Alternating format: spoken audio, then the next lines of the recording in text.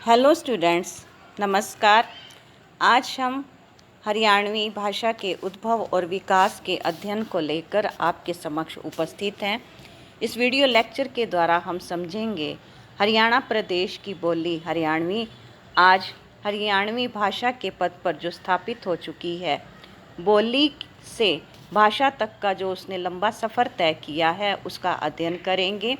एक टेबल के माध्यम से हम समझने वाले हैं, क्योंकि परीक्षा में जो हरियाणवी भाषा से संबंधित दीर्घ प्रश्न आएगा उसमें हमें सबसे पहले टेबल बनानी है, फिर उसके बाद उसकी व्याख्या करेंगे तो एक सुंदर प्रस्तुति हो जाएगी। तो उसी तरह से अब हम यहाँ पर समझते हैं। तो पहले हम भूमिका देंगे, फिर उसके बाद हरियाणवी शब्द की व्युत्पत्ति बतानी है। हरियाणवी भाषा हरियाणा प्रांत की भाषा है। यह हरियाणा प्रदेश की पहचान है। फिर व्युत्पत्ति बता रहे हैं कि हरियाणा शब्द के साथ वी प्रत्यय लगने से हरियाणवी शब्द की व्युत्पत्ति हुई है।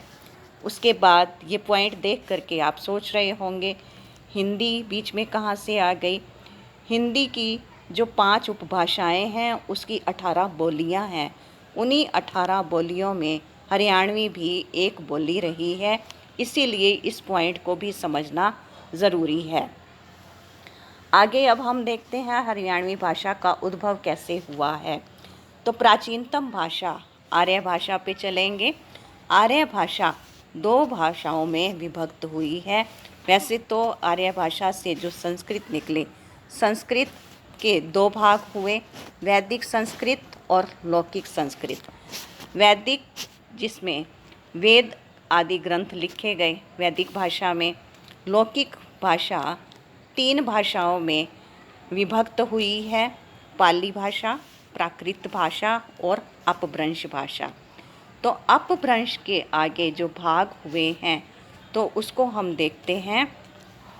अपभ्रंश से शोर सैनी हिंदी अपभ्रंश, मागधी, अर्धमागधी, महाराष्ट्री, पैशाची, ये सभी अपभ्रंश हैं और इन अलग अलग अपभ्रंशों से अलग अलग भाषाएं निकली हैं।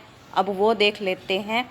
शोर सैनी हिंदी से पश्चिमी हिंदी, पूर्वी हिंदी, राजस्थानी हिंदी, पहाड़ी हिंदी, बिहारी हिंदी, ये जो उपभाषाएं हैं ये अलग अलग अपभ्रंशों से निकली हैं।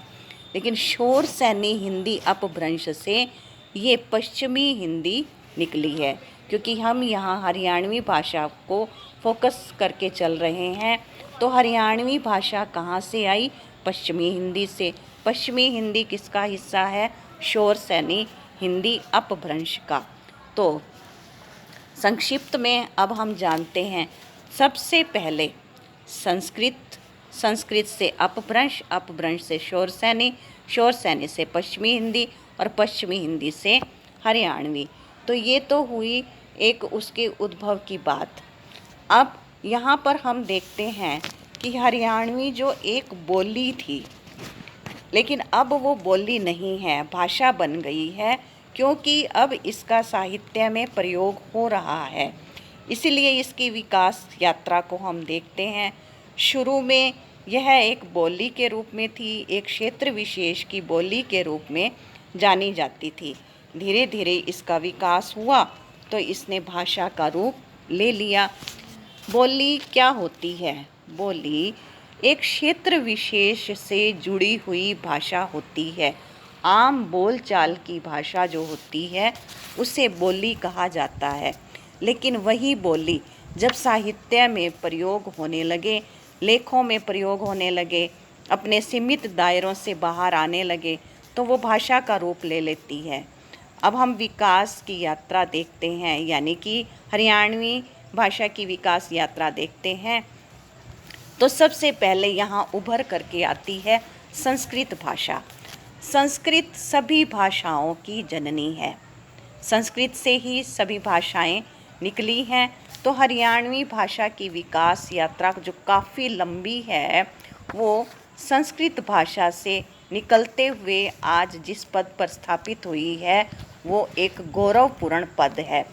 वेदों और पुराणों की भाषा जो संस्कृत है, जो वेद और पुराण संस्कृत में लिखे गए तो विद्वानों के द्वारा किए हुए अध्ययन से पता चला है कि उसमें हरियाणवी शब्दों का भी प्रयोग किया गया है। तो सबसे पहले यहाँ संस्कृत और हरियाणवी का संबंध देखते हैं। तो जो वेद और पुराण लिखे गए थे उनमें भी हरियाणवी शब्दों का प्रयोग था। तो इसका अर्थ ये हुआ उस समय भी संस्कृत की रचनाओं में हरियाणवी भाषा अस्तित्व में थी। वो इसका मतलब ये नई भाषा नहीं है। तो हाँ, ये कह सकते हैं कि तब वो बोली के रूप में थी, तब भी उसका अस्तित्व कायम था। उसके बाद जो दूसरी भाषा है वो है पाली। अब पाली भाषा में भी हरियाणवी के शब्दों का प्रयोग हुआ है। पाली भाषा में जो ग्रंथ लिखा गया है वो है बौद्ध साहित्य। अब उस बौद्ध साहित्य में पाली भाषा में जो लेखन का कार्य हुआ है उसमें भी हरियाणवी भाषा के शब्द मिलते हैं। इस अर्थात हरियाणवी भाषा को विकसित करने के लिए पाली भाषा ने भी अपना महत्वपूर्ण योगदान दिया है। अब पाली भाषा के बाद प्राकृत भाषा आती है। प्राकृत भाषा व हरियाणवी भाषा की जब हम बात करते हैं तो प्राकृत भाषा में जो साहित्य लिखा गया वो था जैन साहित्य। जैन साहित्य जैन विद्वानों के द्वारा लिखा गया था। धर्म संबंधी ग्रंथों की रचना प्राकृत भाषा में हुई। प्राकृत भाषा के प्रचलन के समय हरियाणवी एक क्षेत्रीय बोली थी, लेकिन अब उसने जो भाषा का स्वरूप प्राप्त किया है तो एक तरह से उसके शब्दों का प्रयोग प्राचीन काल से ही चला आ रहा था। लास्ट में जब उसके प्राकृत के बाद प्राकृत का बदला हुआ रूप है अपभ्रंश, तो हरियाणवी भाषा का विकास अपभ्रंश से ही शुरू होता है। तब तक तो वो एक बोली के रूप में था और अपभ्रंश के बाद इसका विकास हुआ है। अपभ्रंश भाषा में सिद्ध और नाथ साहित्य लिखे गए। हरियाणवी भाषा के अनेक शब्द उसमें सम्मिलित हैं जिससे हरियाणवी भाषा को विकसित होने में बहुत सहायता मिली। तो यहाँ हम देख पा रहे हैं कि हरियाणवी बोली को विकसित किसने किया? अपभ्रंश भाषा ने इसको विकसित किया है। अब अपभ्रंश जो बदला हुआ रूप है उसमें जैसे पीछे हम समझ चुके हैं शौर सैनी अपभ्रंश आया, शौर सैनी अपभ्रंश से पश्चिमी हिंदी से हरियाणवी भाषा का विकसित रूप हमें देखने को मिला है। अब हम देखते हैं हरियाणवी भाषा को सर्वाधिक प्रचलित करने में किसने योगदान दिया है। तो हरियाणवी भाषा का विकास जो हुआ है लोक साहित्य के द्वारा हरियाणवी भाषा का विकास तेज गति से हुआ है। तो सबसे पहले यहाँ पर हैं लोकगीत। ऐसे गीत, लोकगीत जो तीज त्योहारों पर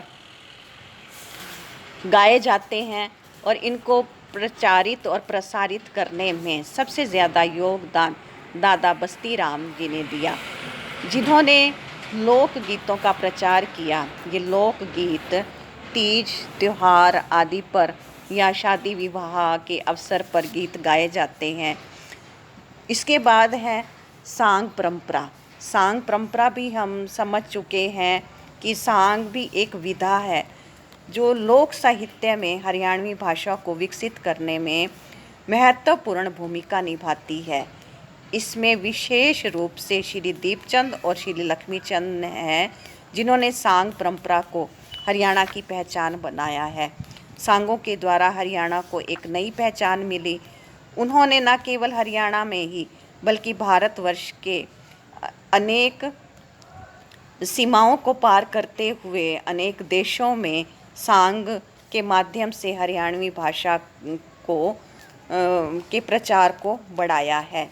इस प्रकार हम देख पा रहे हैं कि सांग परंपरा का सबसे ज़्यादा योगदान रहा है। इसके बाद है ये भजन। भजनों के माध्यम से भी हरियाणवी भाषा विकास के पथ पर अग्रसर होती रही है। भक्ति साहित्य भी हरियाणवी भाषा को समृद्ध करने में अति सक्षम रहा है। वर्तमान समय की बात करें तो आधुनिक काल में जो काव्य रचनाएं की जा रही हैं उसमें नाटक हैं, उपन्यास हैं और जो फिल्में हैं, मुहावरे, लोकोक्तियाँ और आजकल तो आप देखते हो चुटकुले हैं, कितना कुछ अब हरियाणवी भाषा में आ रहा है और हरियाणवी साहित्य भी प्रकाशित हो रहे हैं। इस प्रकार हरियाणवी भाषा जो है अब उन्नति की ओर जा रही है, उसके साहित्य वृद्धि को प्राप्त हो रहे हैं। तो ये हम देख रहे थे हरियाणवी भाषा की विकास की यात्रा, और हमने आपको हरियाणवी भाषा के उद्भव और विकास की PDF भी दे रखी है, उससे भी आप अच्छी तरह से स्टडी कर लेना। और ये हमारा विशेष एक फोकस था टेबल के रूप में देने का, तो आप इसे ज़रूर यूज़ करेंगे, यानी कि परीक्षा में आप कोई भी प्रश्न आता है हरियाणवी भाषा से संबंधित तो ये टेबल अवश्य बनाएंगे। फिर उसके बाद जो आपसे प्रश्न पूछा गया है उसको आप अटेम्प्ट कर देंगे। बाकी आपको समझ आ गया होगा। धन्यवाद।